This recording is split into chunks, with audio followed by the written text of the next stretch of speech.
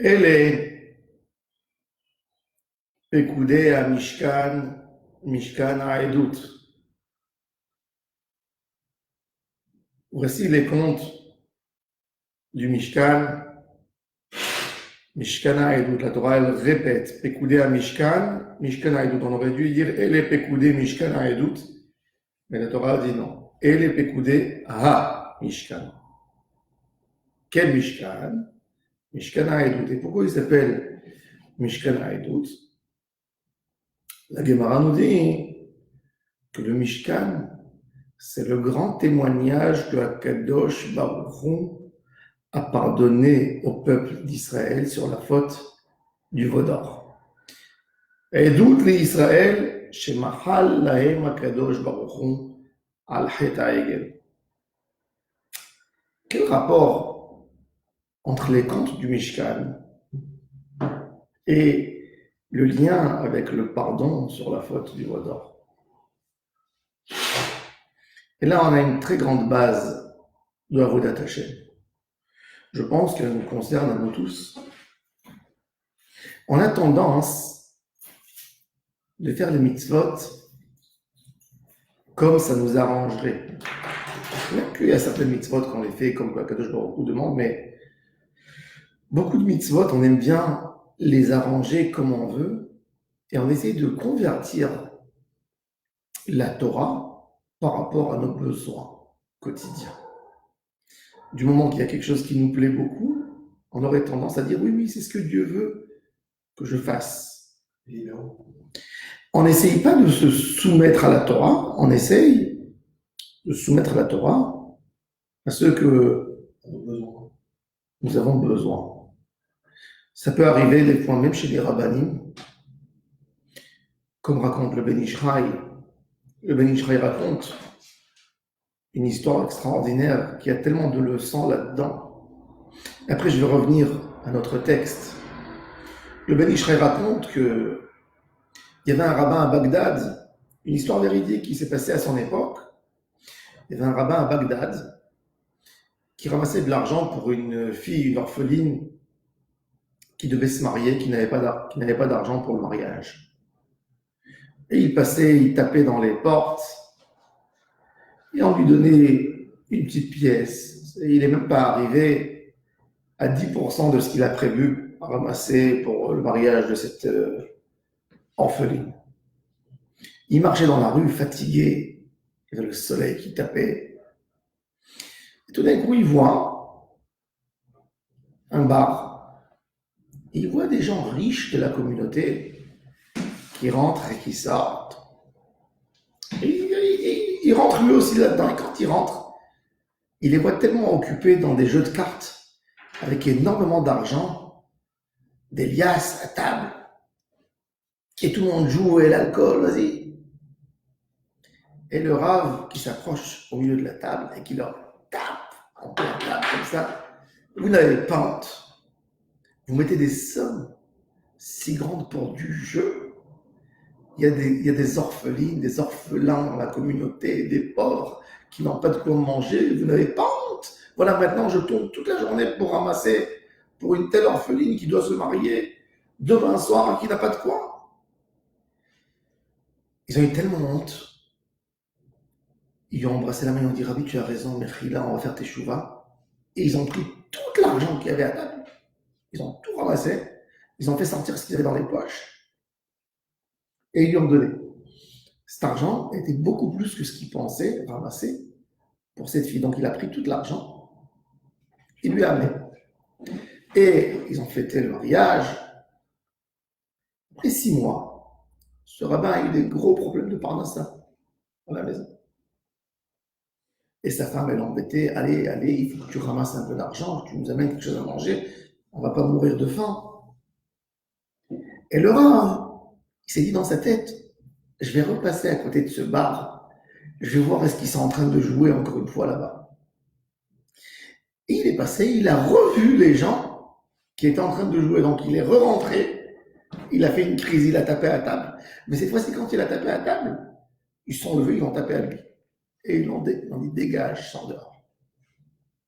Le pauvre malheureux, il va en pleurant chez le Ben Ishraï. Rabbi, regarde ce qui s'est passé. Je suis pas parti pour rien, je suis parti là-bas parce qu'il y a 6 mois, il y a eu un précédent quand même. Il y a 6 mois, quand je suis passé, il lui a dit le Rav, maintenant je t'explique. Quand tu étais parti la première fois, c'est la Torah qui a parlé de ta gorge. C'est le Hémet qui a parlé de ta gorge. Mais quand tu as eu des problèmes de Parnassa quelque part dans ta tête, tu étais intéressé que ces gens vont jouer pour pouvoir aller et leur prendre de l'argent et les ramasser. Donc ça ne peut pas aider. C'est du sheker, c'est du mensonge. C'est pas de la Torah. C'est pas se soumettre à la volonté d'Akadosh Baruch. Tu ne peux pas souhaiter à un juif qui fasse une avéra pour que toi tu obtiens un bénéfice quelconque. Ça c'est l'histoire. On revient chez nous. La faute du veau d'or. C'est quoi le veau d'or? C'est quoi le veau d'or? Le veau d'or, c'est un besoin humain d'avoir quelqu'un qui nous dirige, une image divine. Du moment que les Bnei Israël étaient au désert, Moshe Rabbeinu ne descend plus d'en haut. Zé Moshe Aish, lo yadam me ayalo. On ne sait pas ce qui se passe avec lui. Et quoi? Est-ce que demain la manne va descendre? Est-ce que le puits de Myriam qui nous donne de l'eau à boire va continuer à aller avec nous? Est-ce que les nuages, la nuée qui est là devant nous, seront là toujours? Donc on est obligé de trouver un remplaçant. Alors, nous allons créer le veau d'or. Le veau d'or, il s'appelle Hegel. Agol. Parce qu'à la base la faute du veau d'or, ce qui était mauvais dans cette base, dans la base du veau d'or, c'était un besoin matériel qui a dit aux gens de se créer un Dieu. Donc forcément que ce Dieu était matériel. Pour ne pas casser leur matériel, pour ne pas être affrontés à des situations compliquées où ils ne vont pas avoir à manger, ils ont créé le veau d'or. Et c'est pour ça qu'il s'appelle Hegel, rond, agol. Tu tournes autour de toi.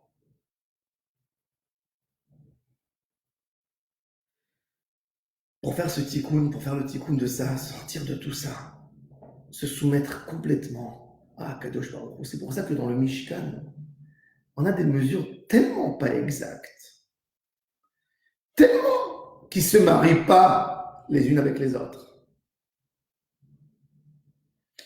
Tout doit être compté. Il n'y a plus le cœur. C'est pas toi qui fais, parce qu'à un moment, quand c'est que le cœur de l'homme qui agit, pas avec un ordre, ben, il se fait une image divine qui lui plaît à lui et qui a envie de la travailler, qu'il a envie de se prosterner à elle, qu'il a envie qu'elle le dirige. Mais c'est plus Hachem qui te dirige. Tu fais tout autour de toi et tu te mens que tu es en train de faire un service divin. Tu fais les choses comme elles t'arrangent. Beaucoup de fois, même dans le monde de la Teshuvah, les gens ont tendance à tomber là-dedans, à penser qu'ils sont en train de faire une mitzvah, à ne pas écouter aucun reproche sur leur chemin. Quand on leur dit peut-être tu fais pas bien, non. Et il se met encore une muraille autour de lui pour empêcher la critique de l'autre. Et il se replie sur lui. Mais c'est même pas pour servir Hachem. C'est parce qu'il s'est trouvé une idée, quelque chose qui lui donne un confort dans sa situation. Et il veut attraper ce confort à tout prix. Et c'est pour ça qu'il fallait compter tout dans le Mishkan. C'est-à-dire que chaque chose, jusqu'à la dernière pièce, elle a un ordre. C'est pour ça que dans la halakha, il y a tellement de détails. Le détail de la halakha, il nous fait sortir de cette idée de faire les mitzvot comme ça nous arrange. Le détail de la halakha, c'est la petite bête, c'est la petite chose qui va venir, qui va nous gêner, parce qu'il faut le faire comme ça, et pas comme ça. Pas comme tu veux toi. Tu n'es pas en train de te créer un confort, tu es en train de servir Hachem Yitbarach. Et quand les Bnei Israël ont compris cette idée, ils ont donné de leur confort pour Hachem Yitbarach. 2 fois, ils ont donné de l'argent, et après, Moshe Rabbeinu, il a dit, il est resté de l'argent, et ils sont repartis donner. Ils se sont soumis à Hachem. C'est que là, que le Mishkan, il devient un témoignage. Ceux-là, ils sont en train de servir Dieu. Et c'est lié, ça a un lien direct avec les Pekoudé à Mishkan, le compte, le détail dans la Avodat Hashem. Le Gaon de Vilna disait que la plus grande importance dans la Avodat Hashem, c'est de faire jusqu'au petit détail. Jusqu'au petit détail. Il n'y a pas de mitzvot en général. Il y a des détails. Rentrer dans le détail. Quand quelqu'un fait le détail du détail, c'est là qu'il a acquéri le grand amour d'Hachem. Parce que quand tu fais le détail, ça t'embête forcément. Et tu t'annules et tu t'effaces à la volonté d'Hachem Yitbarach. L'homme a tendance de détester le détail. Vous savez, dans ce qu'on étudie dans les écoles, les cours les plus détestés de l'école, c'est quoi? Rabbi Nachman de Breslev dit déjà ça il y a 200 ans. C'est les cours de grammaire. On déteste la grammaire. Pourquoi? Parce que la grammaire, les règles de grammaire, ne nous laissent pas s'exprimer de la manière qu'on veut. Quand on a écrit un chant et on nous dit « c'est pas d'après les règles », ça nous embête. Quand on est en train de parler d'une certaine manière, on dit « non, c'est pas comme ça qu'il faut dire autrement, il faut formuler autrement », ça nous embête. L'homme, à un certain moment, il cherche son confort. Et on a besoin, justement, quand tu rentres dans le détail pour Hachem, tu sors de ton confort, tu sors de ce que tu as fixé pour toi, tu sors de tout ça et tu te soumets complètement à Hachem Yitbarach. Ça, c'est la force du Dikduk Halacha, de te soumettre. Contrairement au Egel Hazahav, qui était un besoin de l'âme Israël, c'est assez lanu Elohim, v'yelchu lefanenu. C'est quoi assez lanu Elohim? Fais-nous un Dieu, nous avons besoin d'un Dieu. C'est-à-dire que le service divin, il vient que parce que pour toi, c'est un besoin. C'est pas parce que tu as reconnu qu'il y a un Dieu, donc automatiquement tu te soumets à Dieu. C'est parce que toi, tu as besoin d'avoir un Dieu. Assez lanu Elohim.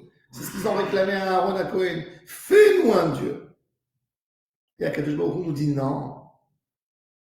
Déjà, il faut reconnaître, il faut comprendre qu'il y a un Dieu et de se soumettre à Dieu. Reconnaître, même que ça nous gêne. Reconnaître, même si ça nous embête. Reconnaître, même si on sait qu'on va se priver d'énormément de choses parce qu'il y a Hachem. Ça, c'est servir Hachem. Ça, c'est le Mishkan. Ça, c'est les Shachan qui est Torah. Et c'est pour ça que, et les Pekoudé à Mishkan, quand tu vois tous les détails qu'il y avait dans le Mishkan, et que Am Israël les a fait en faisant attention aux plus petits détails, là, tu sais que c'est un vrai témoignage, Mishkan Haedut, témoignage que Kadosh Baruch Hu leur a pardonné sur la faute du Vaudor.